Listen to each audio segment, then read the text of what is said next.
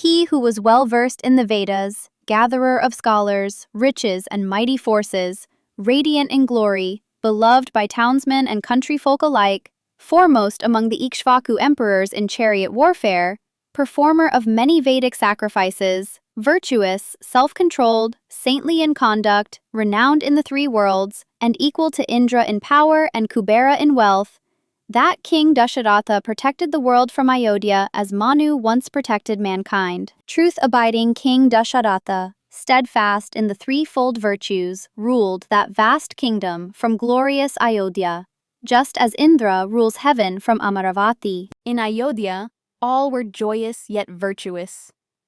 Scholars were learned, people were content with their wealth, greed was absent, and truth alone was upheld. No householder in Ayodhya lacked wealth, cattle, horses, grain, or the means to sustain family and guest alike. Men and women alike were virtuous in mind, self-controlled, adorned in dignity, fragrant, ornamented, and blameless in conduct and character. There was none in Ayodhya without sacred fires, none without sacrificial rites, and none who lived without righteousness.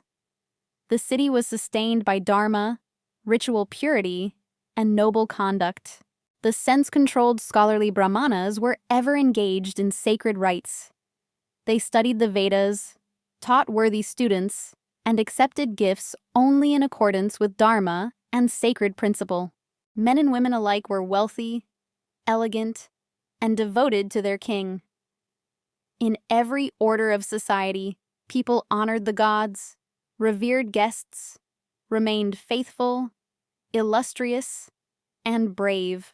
Ayodhya was filled with fierce and skillful warriors, intolerant of insult, masters of archery, chariot warfare, and swordplay.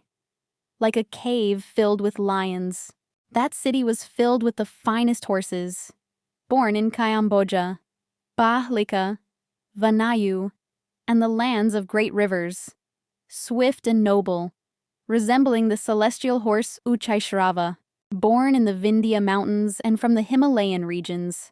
Mighty elephants, vigorous, full-bodied, and immense in strength, stood in Ayodhya, each resembling a moving mountain. Among them were elephants of exalted lineage, descended from noble classes such as Airavata, Mahapadma, Anjana, and Vamana, mighty in stature and worthy of kings. Beyond the city's already mighty fortifications, Ayodhya was strengthened further for 2 yojanas outward, true to its name.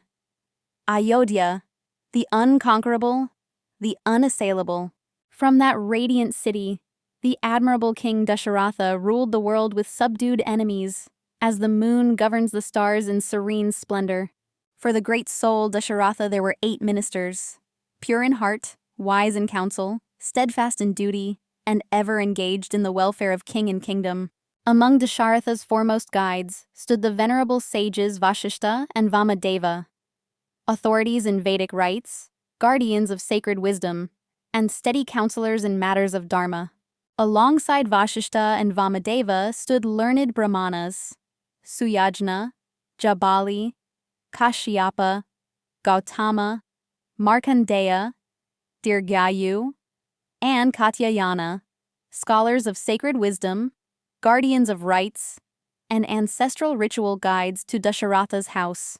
Dasharatha's ministers were versed in scripture, restrained in senses, affluent yet humble, courageous, patient, gentle in speech, and steadfastly true to their word.